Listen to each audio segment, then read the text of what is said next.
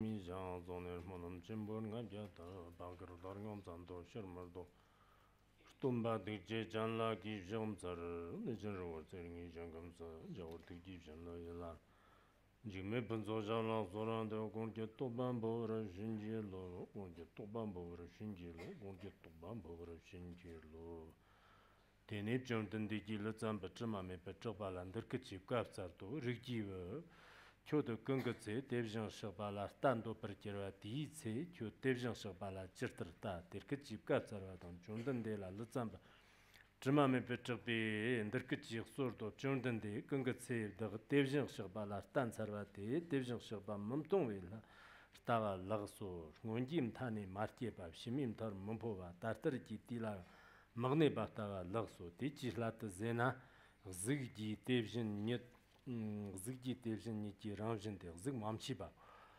chorwa devjin niki ramjin de chora mamchi ba gon de shi devjin niki ramjin de shi mamchi ba gon de shi ji devjin niki ramjin de shi mamchi ba gon number jibi devjin niki ramjin de number shi ba mamchi ba go kam jin magne ba de namki kamdong chong ba go gemchi jigna marti ba de muk lamne shindan de bar nawe lamne shindan de bar nai lamne shindan de bar chi lamne shindan de bar li lamne shindan de bar yi lamne shindan de bar kamsum dang manje ba zmaksum dang jarwa number tharwasum ji jisum chi ba rigbasum toba ma toba yang toba toba chu tamchilla ma chakbam tarab shim ba nyang tak ba ni jim thala mamji ba devjin yo tarab dang ne ba la panzan de ja jarwa ji market ba kinle maragba sanyet mamchibam sanyet tamchiba malagba sanyak chigbra yang malagba sanyet tatba yang malagba tobr jerwa malagba kundur tobr jerwa yang malagba number tobr jerwa yang malagba paruna yang malagba suruna yang malagba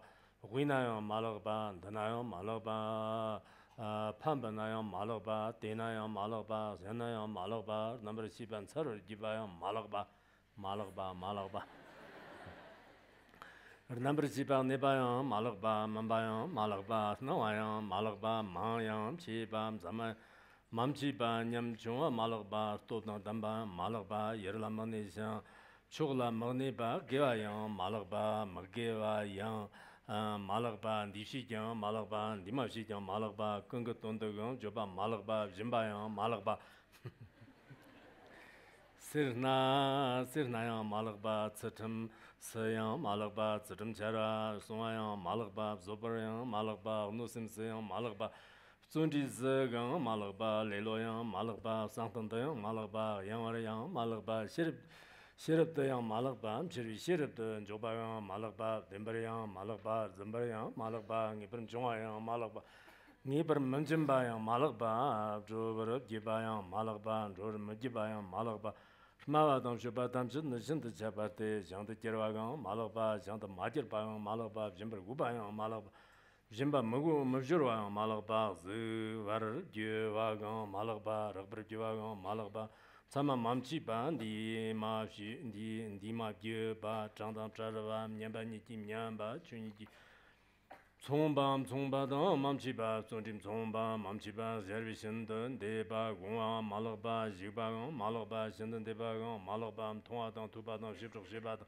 르나버 릭바강 말로밤 더바담진 맘치바 담진 김비 이시당 총바르 토바 주 탐저도 뇽장 주 탐절라 십적 맘치바 토바 탐저도 카나마토바 맘치바 제앙 맘치바 신익마 맘치바 머톡바 넘버 머톡바 마기바 마키바 마토바 마숑와 근네 맘종와 종버르 제로가 말로바 종버르 만제로가 말로바 지바 맘치바 건지 맘치바 닝은 맘치바 가와 맘치바 라브 맘치바 다르니드 담바 탐지기 조버게와 말로바테 존던데 대저서바 그는 더타테 델라테르 타와 러소 근거체 근거때 따르담 통화 때는 영덕버름 통화 러서 근거 남바잔담 통화 때는 로브름 통화 러서 데니 좀든데 기체단 담바샤리 벨란더 그지 소르도 좀든데 리기브 주마메 베트바테 상티기 장간네 푸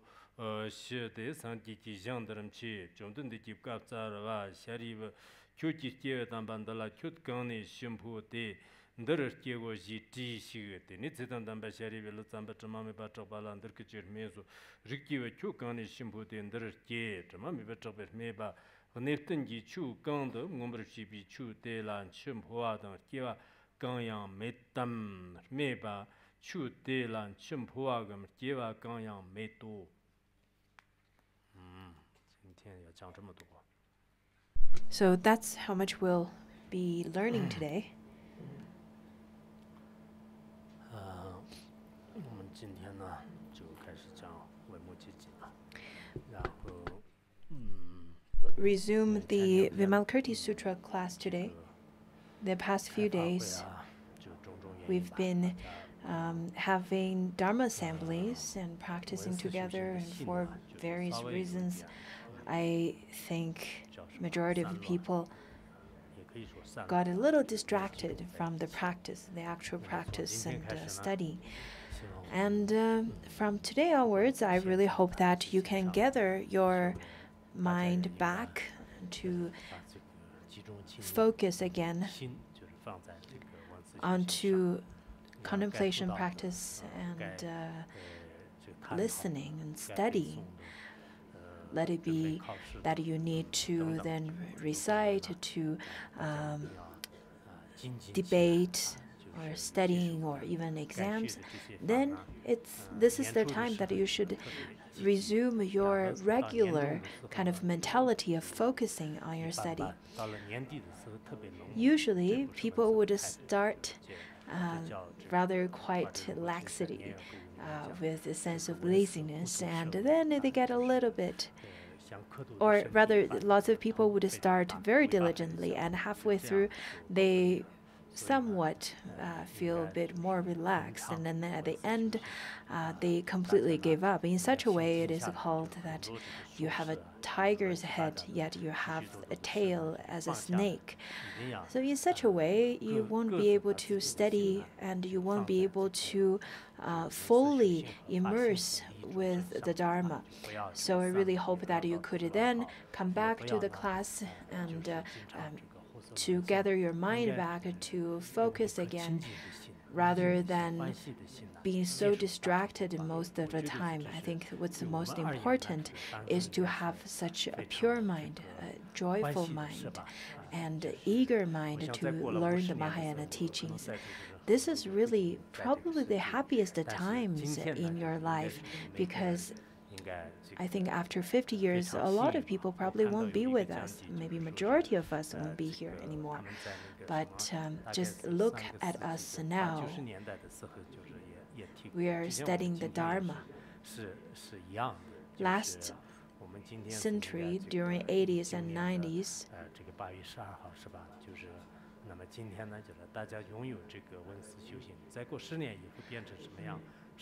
there were people studying at that time, and now when we look at ourselves, today is August 12th, and we're studying. How about after 1 decade or two, could you be sure of still having such opportunity to listen to the Dharma? Therefore, contemplating upon impermanence and the rare opportunity of listening to Mahayana Dharma, I think you should be quite joyful. Also, you should really focus your mind onto Mahayana Buddhism. So in that way, your life would be rather very fulfilled and very valuable. Today, we will then resume our class, and our class on Vimalakirti Sutra. And today, we will then start the new chapter, that is chapter 12, the vision of Akshobhya Buddha. Akshobhya Buddha is the Buddha of the East. I think in the Lotus Sutra of Great Compassion, where it says that Shakyamuni Buddha in the causal stage encouraged him to then to become enlightened, and that's how he then became enlightened.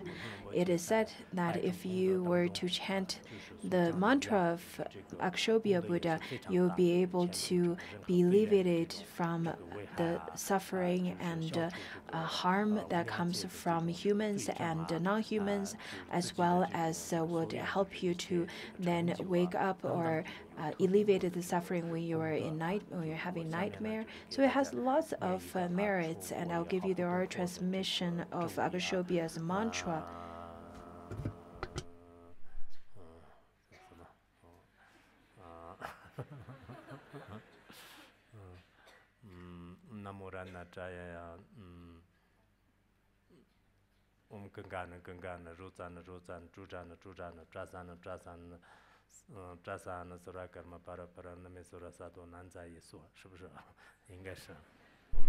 Is that right? I think this is it.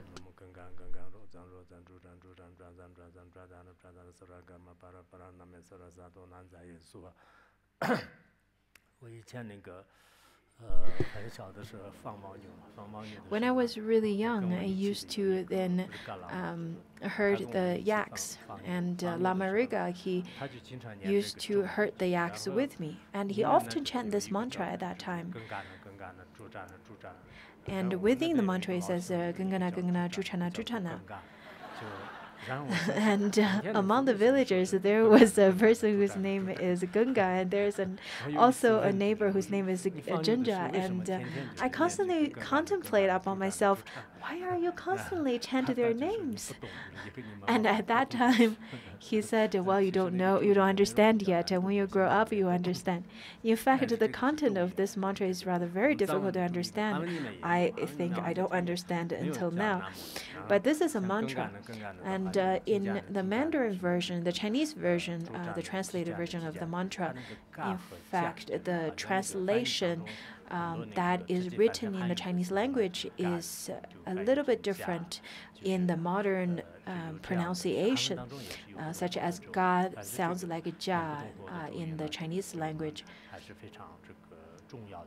Anyhow, the merits of chanting this Akshobhya Buddha's mantra is then recorded in the merit of 100 mantras composed by Mipa Rinpoche. And by chanting this mantra, lots of the confusion, lots of the anxiety, and even depression could be dispelled. Also, for people who do not have lots of mental stability, who cannot abide in a place for a long period of time, then if they could chant the mantra of Akshobhya, they will be more stable. I think within our chant book, it has this mantra, and I encourage you to chant this mantra often. So let's then look at this chapter of Akshobhya Buddha.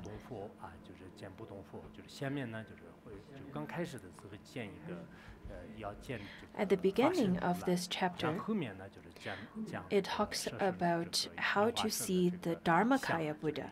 And then in the second part, it talks about the form aspect of a Buddha. So at the beginning, then Buddha started asking Vimalakirti, saying that, how do you see the Tathagata? How do you see the Nirmana? How do you see the Dharmakaya of the Buddha? And then later it talks about the Nirmanakaya, or the form aspect of the Buddha. According to Master Jizang, he said that if we grasp onto the Dharmakaya aspect of the Buddha as something illuminous, and if you have some kind of grasping to it, then you won't be able to read the second part of the chapter without a bias. Therefore, it is quite important to then understand the Dharmakaya aspect of the Buddha.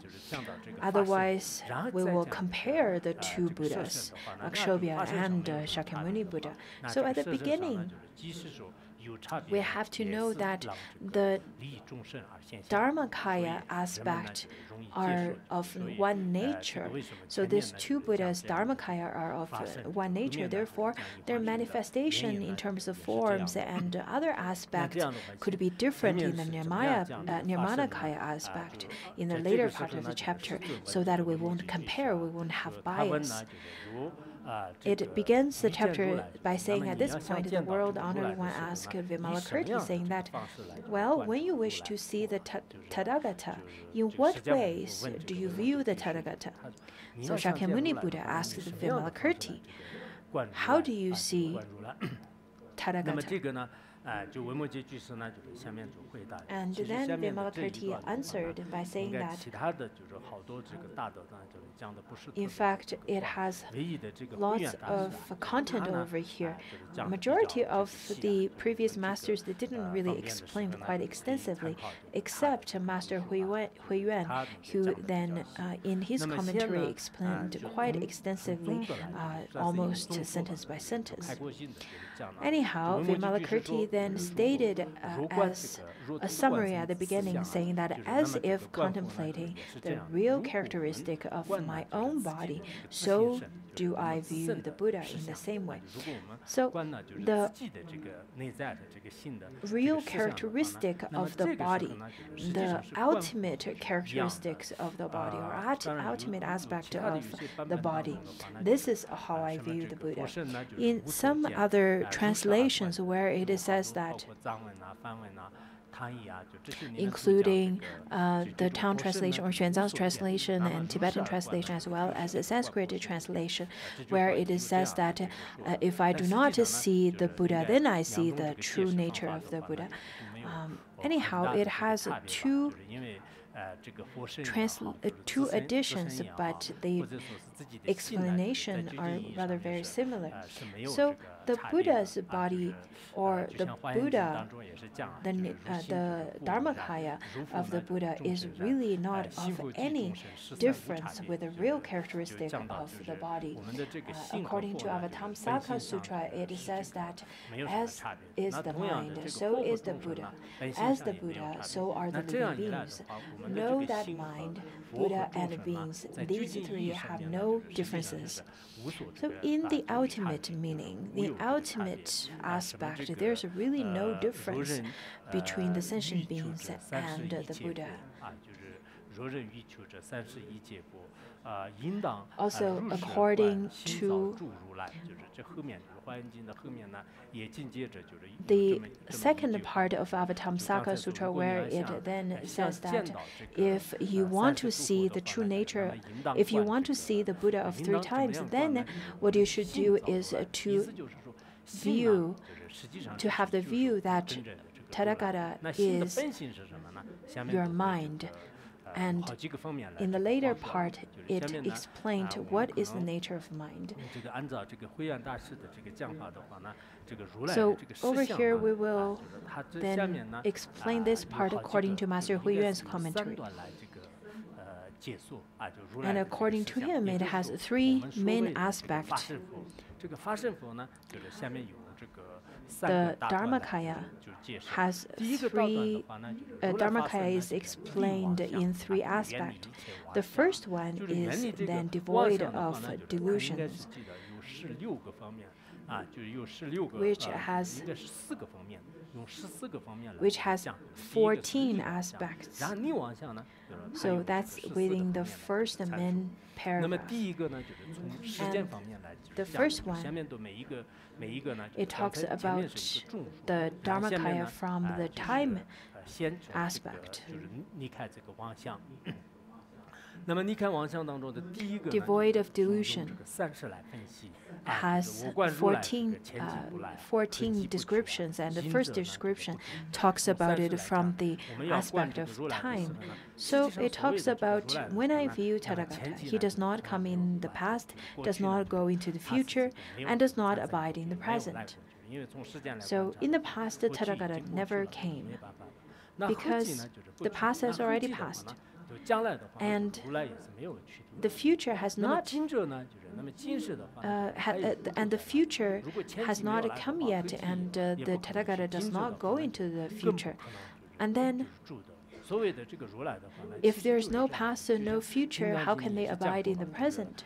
According to the Diamond Sutra, where it says that he did not come from anywhere, did not go to anywhere.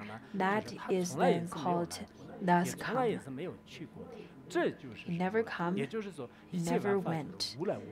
That is thus come, that is the Tathagata. So from the Dharmakaya aspect, this is called thus come. Today, I think the teaching is rather difficult compared to yesterday's class. Was very simple. People feel that the classes were very simple. Even if without teaching, they feel that they understand. But today, the class is rather, even if I give you the teaching, you probably won't be able to understand it. Yesterday's class was that without speaking, you understand it. Today is with speaking, you probably won't understand it. Anyhow, it talks about it thus come, or Tathagata is our mind. And our mind is, according to Diamond Sutra, it says that the past mind, you cannot attain the past mind, nor the future mind, nor the present mind. That is thus come. That is the Tathagata. So that's the same. And then the second point is then analyzed from the five skandhas aspect. First, it talks about I neither view him as a form. It doesn't have any form such as color like white and red and blue or so. And nor view him as the suchness of form. In Diamond Sutra, it says that if you seek the Buddha through the form, through the sound, then you are not seeing the true Tathagata. You are not viewing him. You would not view him as the suchness of form either. So it talks about the nature of the form. In this translation, in this edition, it then is translated in such a way, but in the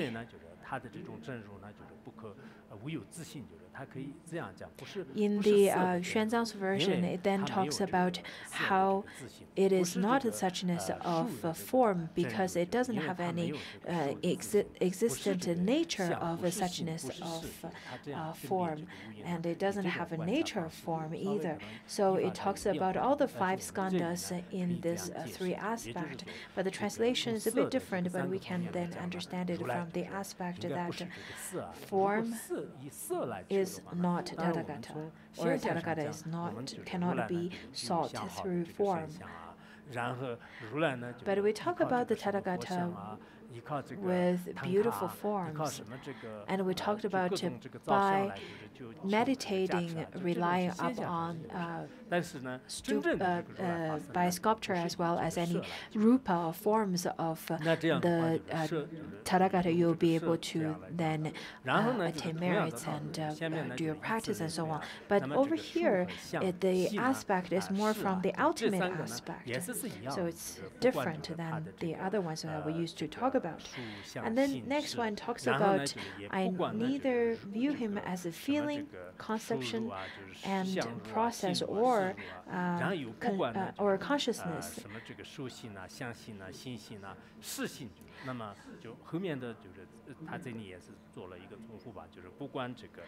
So over here, it then repeated again, nor view him as a suchness of consciousness, nor view him as the nature of consciousness, and so on.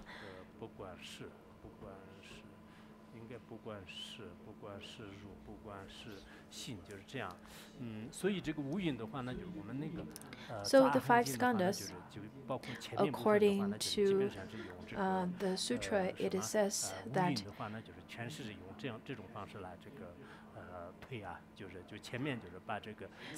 In some sutras say they then analyzed the five skandhas in such a way where it talk about where it analyzes form and then to the feelings, to the conception, and all the way to the consciousness. This is how in sutras it is used to then use logic to analyze the nature of such does not exist. If a Tathagata has any of the five skandhas, then the Tathagata would be the sentient beings who are trapped in the samsara. That's definitely false. Then the next part, it talks about he does not arise from the four great elements and is identical to space. So the earth, water, fire, and wind are not Tathagata. But the nature of the four great elements are identical to space, but the nature of Tathagata does not arise from the four great elements.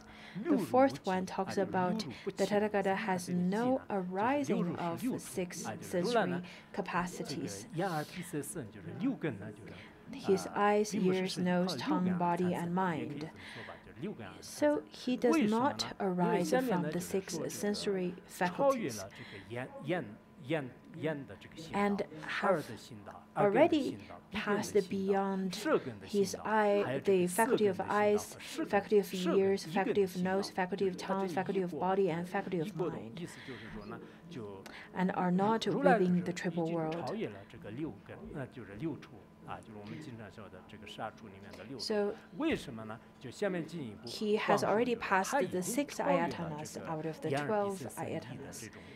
He has already surpassed the faculties of eyes, ears, nose, tongue, body, and mind.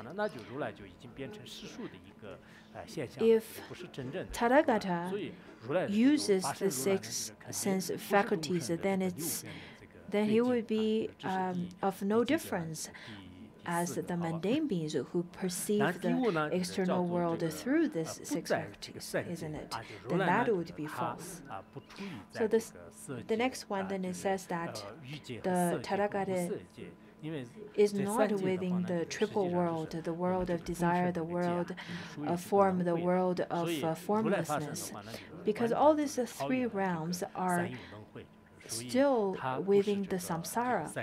Therefore, Tathagata do not abide in, is not trapped or fettered in the 3 world or triple world. The next one then it says that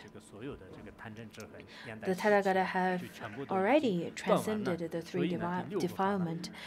In fact, during the stage of the causal stage, the Tathagata has already then surpassed all the defilements, the defilements of affliction, defilements of habitual patterns, and imputed defilements. The 7th one, it talks about he is in accord with the 3 emancipations, the 3 gates of emancipations. The 8th one, it talks about completing the 3 illuminations, and where that means that he's then equivalent to ignorance. When it talks about equivalent, when it talks about 3 illuminations, it talks about the illumination of knowing the past and future lives, the illumination of then miraculous penetrations, as well as all the bodhisattvas' illuminations of knowing the 5 sciences and so on. So it includes all of that. That is then the 3 illuminations. The next one, he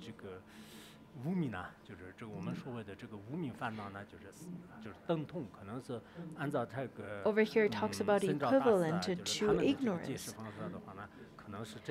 In fact, equivalent to ignorance is then different in different editions. According to the Qianlong's Tripitaka, where it says that completing the 3 illuminations and they attain the non-attainment, or through the non-attainment they have attainment. I think next time if we were to study it again, we will then use the text from the Qianlong's Tripitaka text. I think for those of you who would propagate this teaching, it is probably the best for you to use the Qianlong's Tripitaka. The Qianlong's Tripitaka has a great influence coming all the way through the Kangshi's Tripitaka, which is one of the most reliable edition. That is the Kangxi Emperor's Tripitaka. And it also includes the Tibetan version in it, the Tibetan editions in it. Therefore, I think the Qianlong version of the Vimalakirti Sutra and any sutras, the Qianlong Emperor's Tripitaka would be really reliable. Therefore, this particular stanza or sentence over here is a bit difficult to explain, but maybe it still works. When I was reading into the commentaries, including Master Sun Zhao and Kumara Jiva, they used this particular version to make commentaries.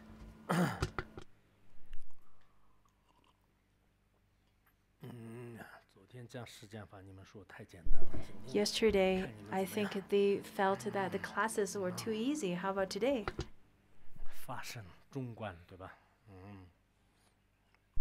Dharmakaya and Madhyamika, what do you think?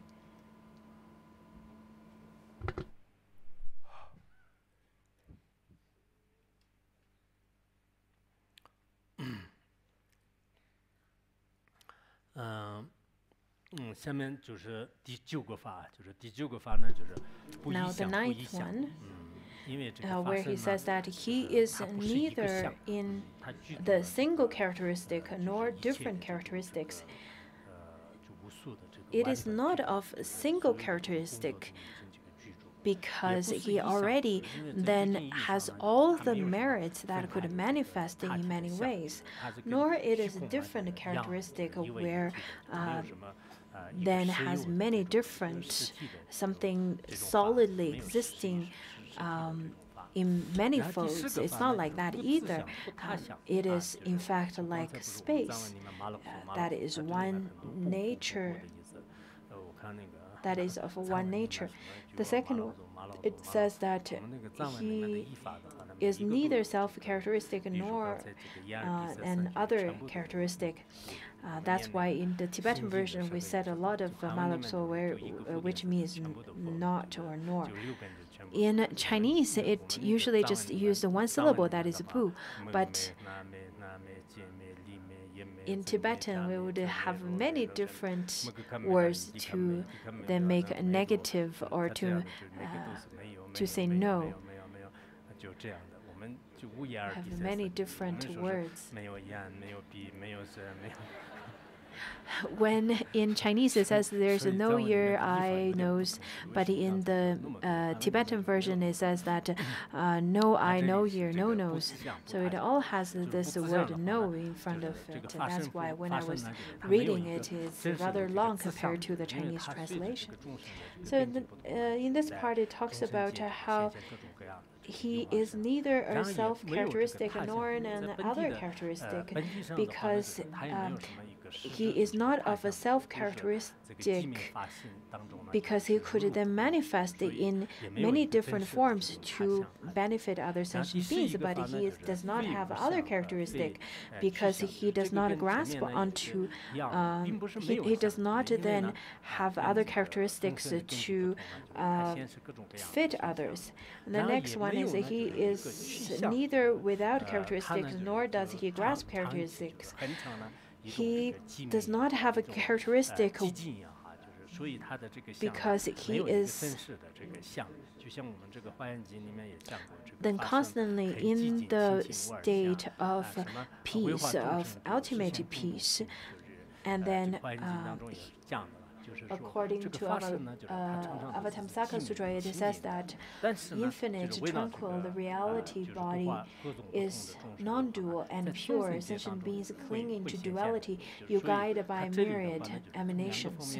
But in this stanza, it talks about two aspects. The first aspect is that it doesn't have any intrinsic existing characteristic, nor does he grasp the characteristics, which means that he would then manifest in many ways to benefit sentient beings, such as when he manifests himself when he manifests into forms to benefit others as a Nirmanakaya body, and he would benefit others without differentiate the others. For example, give one but not give the other. Therefore, it says that he does not grasp the characteristics. He is not of this shore nor the other shore. This shore means samsara, and the other shore means nirvana, nor the current. The current means the affliction. So he does not abide in any of those. The fifth one is that yet he converts sentient beings, which is the 12th one, and yet he converts sentient beings in such a way he would then benefit beings. In the Tibetan version and maybe some other versions, it doesn't, or editions or translations, it doesn't really have this, yet he converts or liberates or helps sentient beings. I view him in extinction, yet he is not permanently in extinction. He is neither this nor that, and he neither uses this nor uses that. He constantly then abide in this this ultimate tranquility, but he manifests in many different ways, unlike arhats, unlike Ashravakas and Pradika Buddhas, where they would just simply abide in complete extinction. The Tathagata is not like that at all. Next one is that he is neither this nor that. His wisdom is neither, he does not abide only in wisdom nor compassion, and he neither uses this nor uses that, which means that he does not then hold on to the object that he need to help, he need to benefit. He doesn't really distinguish the object that he need to help this one but not that one. He does not do that. In fact, he has this all-pervasive wisdom and compassion to all without differentiating.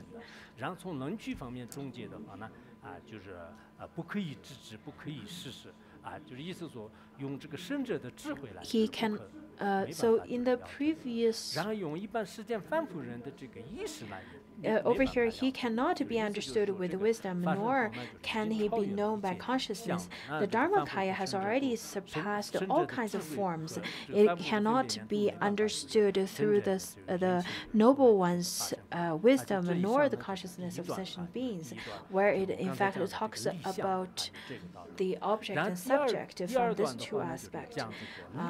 In fact, from here onwards, then talks about devoid of any forms, where it has 11 points to describe the Tathagata. So let's look at this part. The first one is that he is without darkness, which is ignorance, without brightness. In fact, we often compare brightness and darkness. If darkness does not exist, then how can you? If the nature of darkness does not exist, how can there be the nature of brightness? from the aspect of nature, then the darkness and brightness are both not existent. The next one, the second one says without name. And without name, if you don't have a name, how can there be any characteristics? The Tathagata does not have the characteristic of self, the characteristic of others, the characteristic of long life or of time. So that's the characteristic of the Tathagata. The third one, he is without strength, without weakness. In front of sentient beings, Tathagatas are perceived as strong, but when they have a great compassion, then people could be viewed as weak. But we can understand it from this way, that without one, how can you compare the other? If there's no strength, how can you compare? How can you then point out there's a weakness? Do you understand that there's a comparison? The fourth one says that, and neither pure nor defiled. In our world, how we perceive this world, we think that this is good, that is not good. This is black, that is white, this is right, that is wrong. In this world, we have so much boundaries, so much comparisons between one to the other. We have so much dichotomy. The kind of education that we receive ever since we were little is that either you're wrong or you're right. And this is already deeply rooted in our mind. But the teaching of the Buddha, or the teachings of Madhyamika, detailedly analyzed and dissected this kind of thinking is in fact wrong. Because whatever you label it as right or wrong, the nature of such does not exist. Today, of course, we're talking about Dharmakaya, which seems to be far-fetched. But since every sentient being's mind is the Dharmakaya, then we're really talking about something very practical. We constantly label one as pure and the other one as defiled, one as right and the other one as wrong. But through the studying of Madhyamika, of the middle way, you will be able to then understand that this is not right. If you feel that there's something that is strong and that is weak, then can you further investigate and see, does that strong or strength could last forever, or that weakness would that weakness last forever?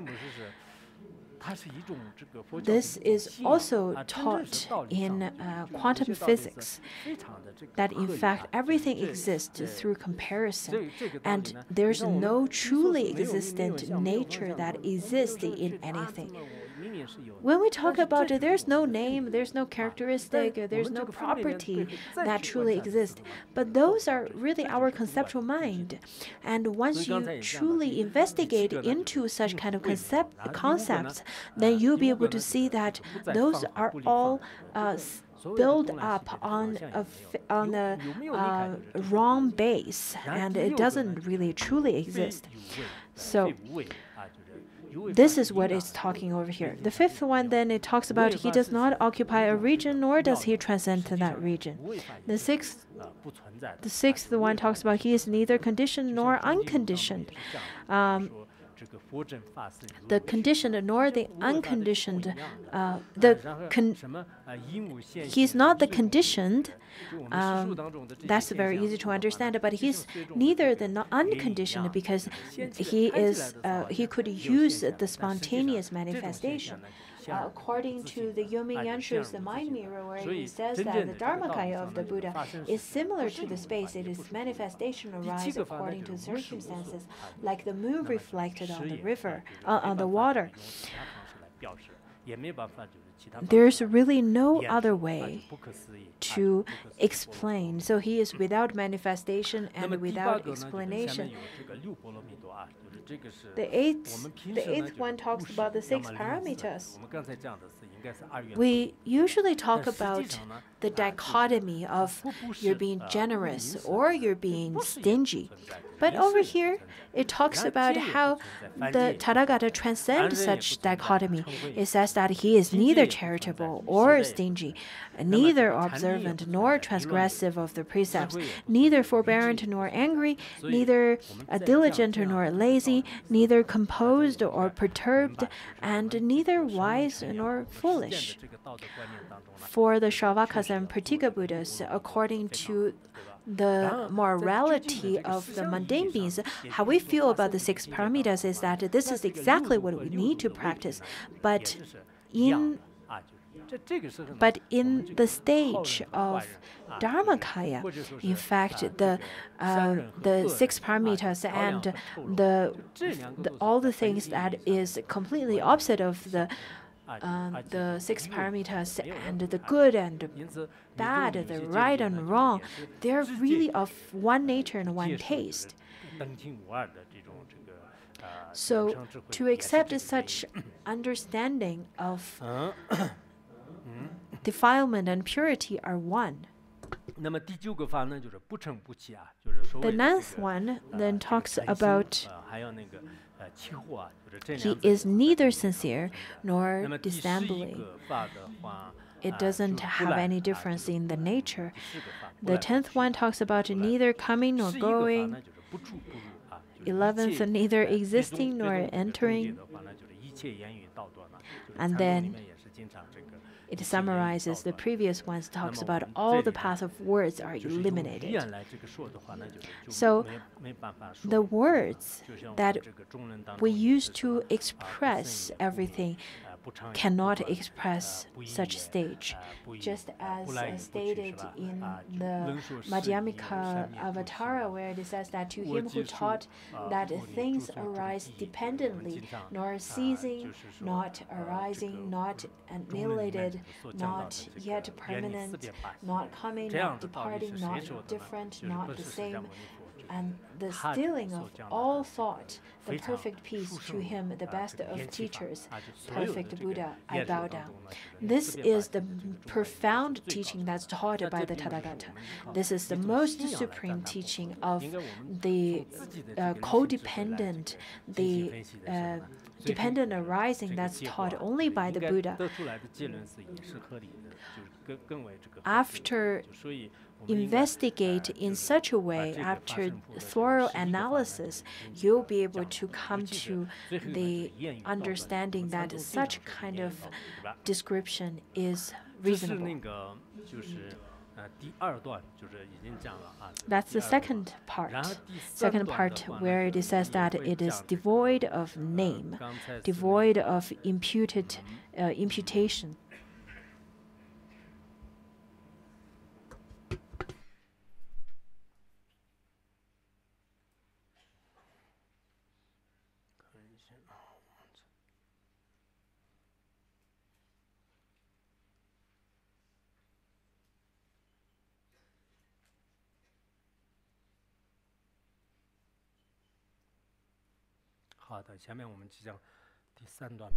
So the third part. The third part then, it started with he is neither a field of blessings nor not a field of blessings. In fact, all the way from here till they told the later part, then it is the description, it is then devoid of description, or the it includes 16 points. So the first point, it talks about he is neither a field of blessings nor not a field of blessings.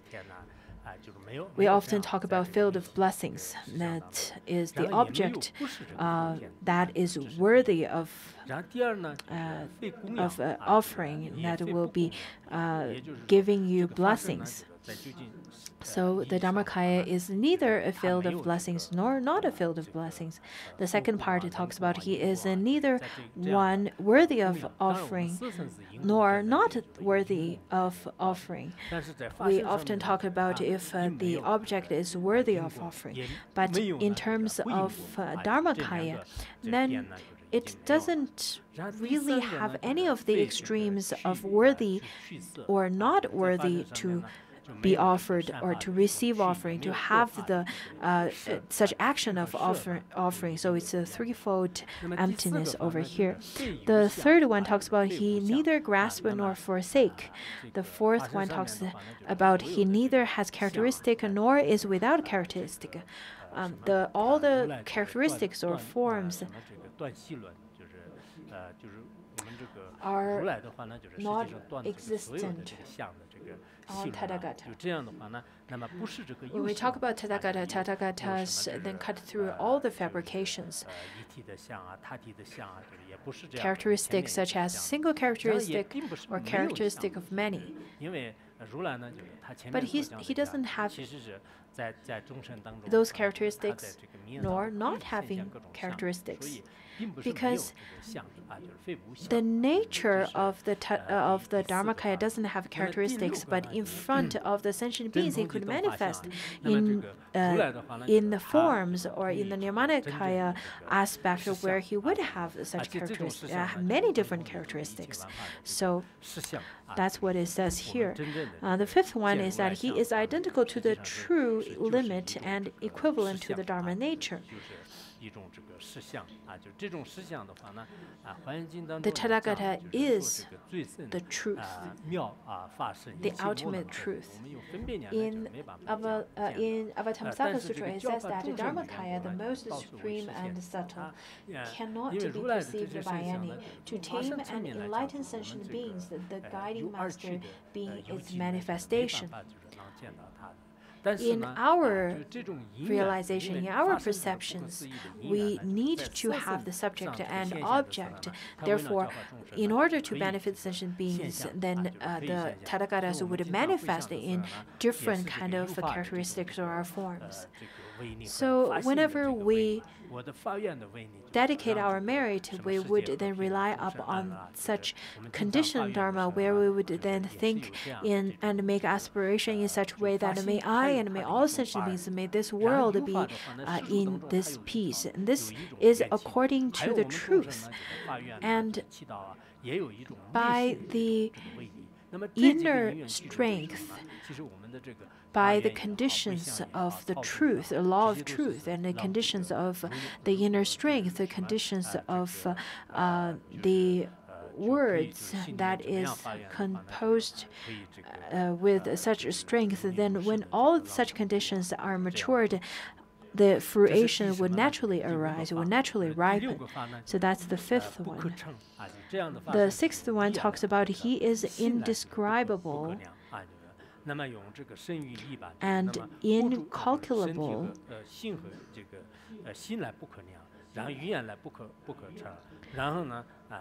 He cannot be measured through the mind nor the speech.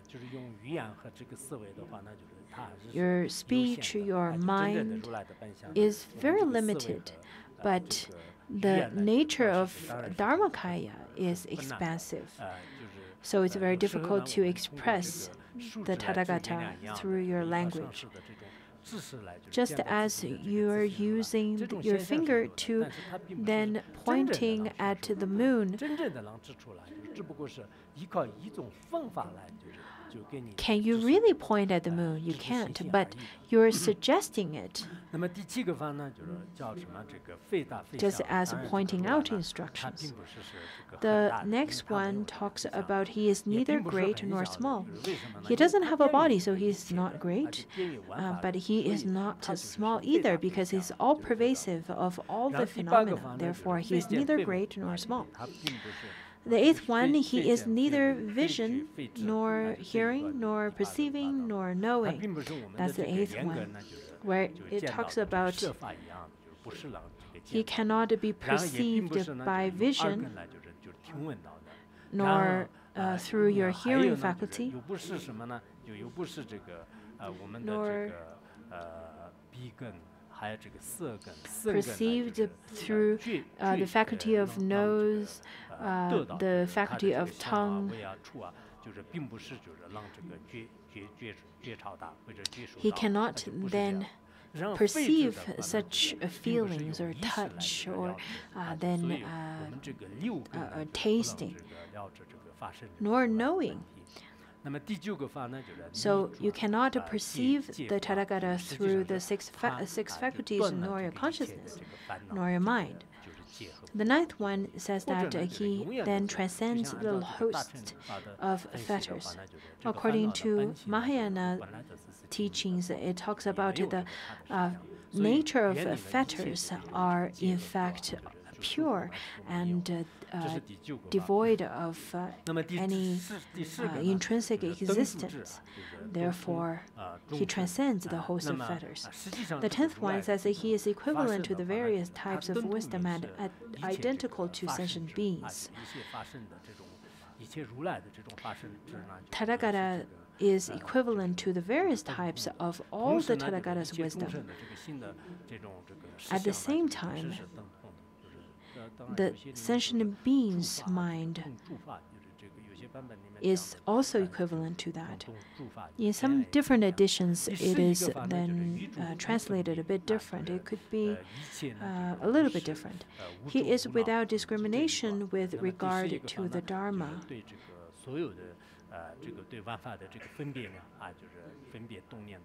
He does not then discriminate with any kind of dharmas, any kind of phenomena, or any kind of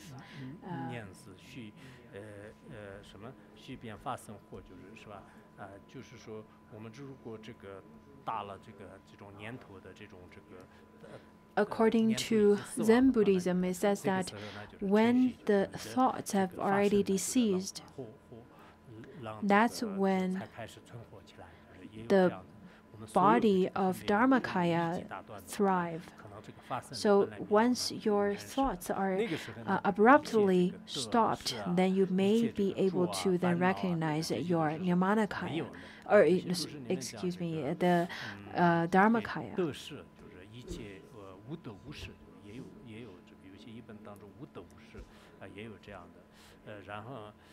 So in some aspect, it talks about no gain and no losing.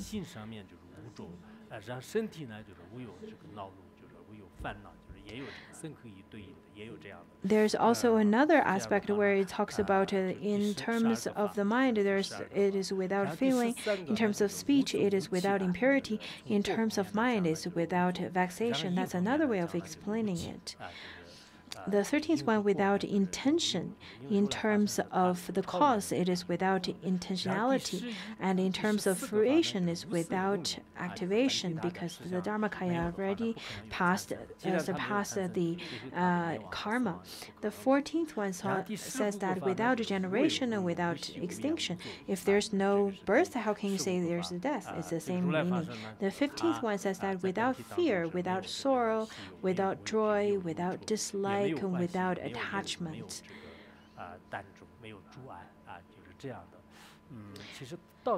Without any kind of fetters. If you could arrive in such a state, you would feel quite happy, isn't it? If you don't have any fear or sorrow or joy and any kind of afflictions, wouldn't that be great? Maybe you feel that the people who are vegetated, they're like that as well. But that's not true, because in fact, realization and insights are completely different. I heard people complaining to me that they'd rather be vegetated because samsara is too suffering. In fact, I think lots of the afflictions are because of your own grasping. The example I gave yesterday about how a wild horse would get would get mad simply because of a small mosquito's bit. And I think the modern people's afflictions are just like that as well. It seems that they would react drastically based on something very small. And if you are like that, that means you need to practice harder in order to have better realizations. So in the Tantrayana as well as Mahayana teachings, I think lots of the teachings are quite supreme. Even without attaining such realization, if you just simply read that without fear, without sorrow, without joy, without dislike, and without attachment, and you would feel quite relaxed and at ease, and at least temporarily, some of your afflictions would be pacified, and you should practice diligently. Otherwise, you will continuously to circle around in this ocean of samsara. In the past, you probably had lots of grasping towards your fame and wealth and gain and lost. But to certain realization level, to certain stage of your practice, you will be much more relaxed about it. I went back to my hometown that I left 30 years ago, that I never really returned. At that time, I felt like I've already gained a lot. It's not because of Maha'ati, it's not because of my treasury story, my turtle story or anything. But when I saw that the mountains, it seems like they are still the same, and the mountains and the rivers are still unchanged, but the people, they have already changed, because at that time, all the people who live in different valleys and who live here and there, we were so familiar with one another. But now when I look at the new generation, the second generation, the third generation, I barely know anyone. And then at that time, I really felt this is impermanence. Although the mountains and the vegetations and the water does not change much, but the people changes really quickly. So let's just think about after 10 years or 20 years, what is going to be the circumstances? And now we have the opportunity to accumulate merit. So we should utilize this time to practice upon the emptiness and bodhicitta. Otherwise, if you continuously to grasp onto all the trivial matters in this world, then your life would pass without you noticing it. In the past, I know some people who had lots of grasping towards the wealth, and they've already passed away. And when I was on the car and passing through all the valleys and all the mountains, and the vivid pictures of many people who used to live in those places just appeared in front of my eyes. And I remembered how they used to grasp onto their family members, how they used to grasp onto their wealth, how they have different kind of attachment. And all of these vivid images, in fact, made me feel that I've gained a lot through that trip, because I've gained more insights and deeper understanding of impermanence.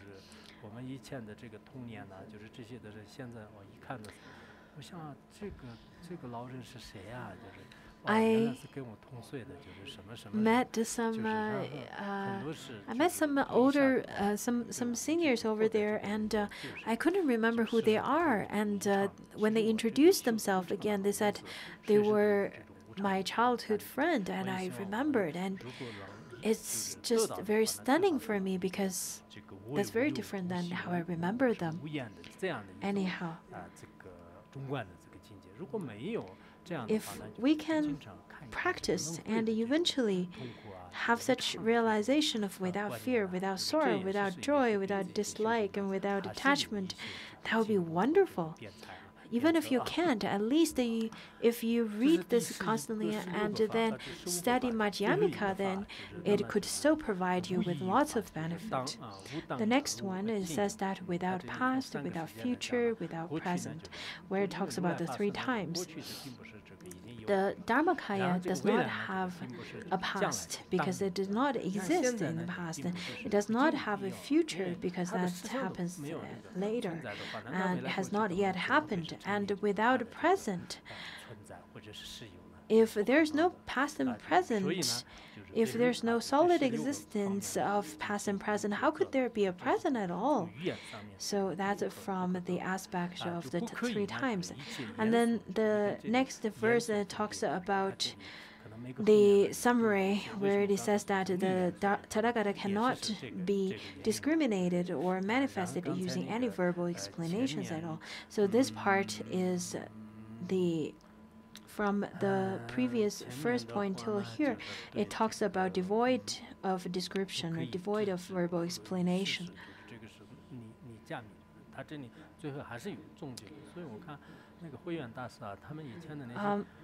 According to Master Huiyuan's commentary, I really think that they investigated very thoroughly, just as how we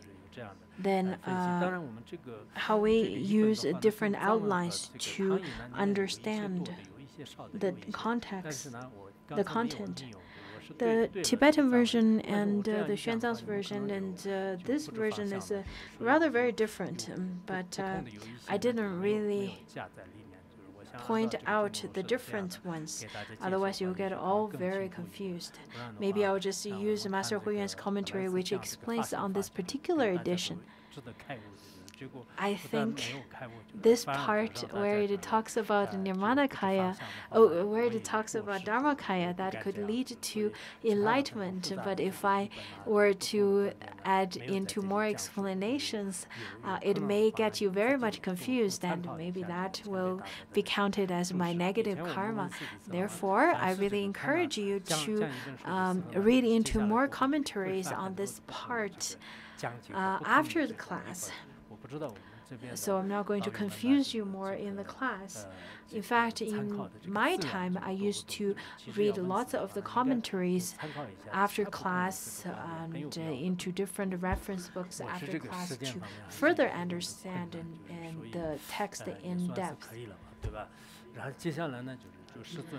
Then the next part is Vimalakirti states that a world-honored one, such is the body of Tathagata, and thus do I perform its contemplation.